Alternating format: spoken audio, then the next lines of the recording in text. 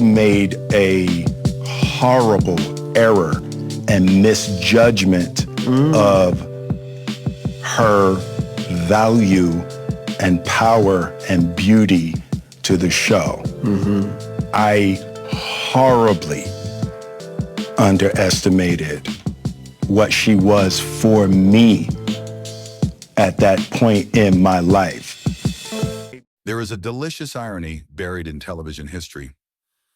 Some of the happiest shows on camera are born in rooms filled with tension, egos, and silence so heavy you could slice it with a prop kitchen knife. And few examples are more haunting than a show that defined the 90s. A sitcom built on warmth, rhythm, and charisma, where laughter was canned, but the hostility was absolutely real. When The Fresh Prince of Bel-Air first hit living rooms in 1990, it felt like lightning in a bottle. A rap phenom with no acting resume somehow turned into a magnetic star overnight. A cast that looked like a family treated viewers as if they were part of the dinner table. And the show was not merely successful, it became a cultural anchor. Millions tuned in weekly. Quotes became memes before memes existed. Episodes were quoted in school hallways the next morning. And behind all of that hidden under the rhythm and rhymes, behind the teal and purple set design, behind the freeze frames and hugs, there was something else growing. Not fast at first, not loud, just there, quiet, cold, accumulating like pressure beneath the floorboards. A ripple appeared in the chemistry, a silence after cut, a tone shift in the interviews, a strange tension felt by crew before it was visible to viewers. But the cameras don't care about bruised feelings. They capture only what they're pointed at. So America kept laughing, oblivious. And yet inside the cast, one of the most central pieces of the show's emotional balancing act, began to feel the walls closing in. Contracts were renegotiated, lines were rewritten, alliances quietly formed, and the mood on set began to darken into something almost surgical in its precision. Someone would not make it out.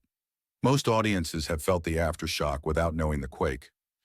They noticed that one season, right in the prime, something changed. A face was gone. A role was recast. No explanation, no send-off, no public funeral for a character that once anchored the family dynamic. What's extraordinary is not just that it happened, entertainment is ruthless, but that it sparked a bitterness so intense it would burn for decades after the credits rolled. And what no one knew back then was that this wasn't a small disagreement. It was a clash of identity, pride, hierarchy, and power. A feud that would follow two actors into interviews, reunions, and history books. A feud that, quietly, nearly blew the entire show apart. And the most shocking part is the reason it happened. The fracture didn't appear in a single explosive moment. It began the way most Hollywood implosions begin, with power entering the room. Will Smith was no longer the wide-eyed kid happy to be on set. He was now the ratings engine, the network's golden guarantee. And in television, the person who guarantees money becomes gravity. Everything else must orbit or be replaced.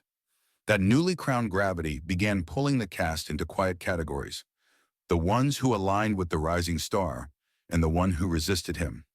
That resistor was not a background extra, not a replaceable cousin or friend character. It was a pillar of the fictional Banks family.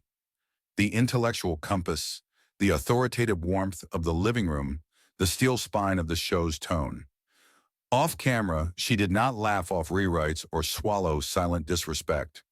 She did not shrink when opinions weren't convenient. She did not treat the boy-turned-lead as untouchable. And the more she held her ground, the more her presence was treated as a problem, not a contribution. Meetings began happening without her. Energy shifted when she walked onto set. She later claimed scripts were altered to reduce her footprint, not by accident, not by narrative necessity, strategically. Then came negotiations, always the place where affection and politeness evaporate. She pushed back on a contract she believed diminished her role and undervalued her. That pushback was interpreted or portrayed not as professional but as hostile, difficult, combative. Suddenly, she wasn't just disagreeing. She was hard to work with. And in Hollywood, that label is a scarlet letter one you can't scrub off once it's said aloud by the wrong mouth. And the wrong mouth, in this case, belonged to the only person the studios feared losing. He spoke. The room listened. The set chemistry froze. And soon after, in the space of a hiatus, she was gone. No on-screen explanation. No farewell. No tribute. A new actress walked in and sat at the same kitchen set as if nothing had fractured history. To viewers, it was a recast. To those who understood what happened behind the lens, it was an execution. But what detonated the bitterness, what turned a firing into a decades-long feud, was not the removal itself. It was what the star of the show said after she was gone. The recast alone could have faded into footnotes. Hollywood replaces actors all the time. But it didn't end there. Because the star, the newly crowned network-backed center of the show, spoke. In interviews and press moments, in passing remarks that traveled far, Will Smith labeled Janet Hubert as difficult, as someone who wanted to make the show about her, someone who brought bad energy to a happy set. He implied she was poison to a good thing. That, publicly, was a death sentence. For a black actress in the early 90s, already navigating a narrow corridor of opportunity, that reputation isn't just insulting, it's career-ending. She later said those words didn't just remove her from a sitcom, they blacklisted her. Hubert was furious, not quietly. She fired back over the years. That Will was young, arrogant, protected, weaponized by a system eager to shield him and erase her. She claimed she was offered a contract so insulting during her pregnancy that she couldn't accept without destroying her life. She called the narrative against her a lie that strangled my career. Decades passed. Cast reunions happened without her. Nostalgic retrospectives spoke of the family never including her. And each time the public celebrated the show, the old wound reopened. The feud aged into bitterness. She refused to call it forgiveness when she was the one who lost the most. He refused for most of those years to admit his role in the fallout. Silence did the rest. Then nearly 30 years later on a reunion special, the freeze finally cracked. Sitting across from each other for the first time in decades, Will acknowledged the label he stamped onto her life. She explained the humiliation, the isolation, the loss that followed. They didn't hug away 3 decades of damage, but the walls finally lowered. The tragedy is not merely that a cast fought. Workplaces fight all the time. The tragedy is that one of the most beloved TV families was built on a fracture so deep that it exiled a woman from her own legacy, and the audience never knew until the grief was archaeological. A show about belonging was created inside a space where someone was made to feel disposable. And that is the hidden story beneath the laughter, the feud that nearly destroyed the Fresh Prince of Bel-Air.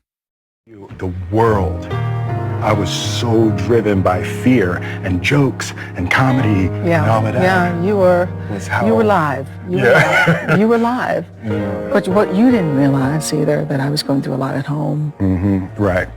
You didn't know. You guys didn't know. Very abusive marriage. You know, I have children. Yeah. I've been divorced and got a second marriage, and I can see now the level of pain and the level of struggle that it was for you just to show up every day. And then... But you took all that away from me. Mm-hmm. With your words. You know, words can kill. Mm-hmm. I lost everything. Reputation. Everything. And I understand you were able to move forward, but you know those words, calling a black woman difficult in Hollywood is the kiss of death. Mm-hmm. It's the kiss of death, and it's hard enough being a dark-skinned black woman in this business. But I felt it was necessary for us to finally move forward. Yeah. And I'm sorry that I have blasted you to pieces. No, it's you.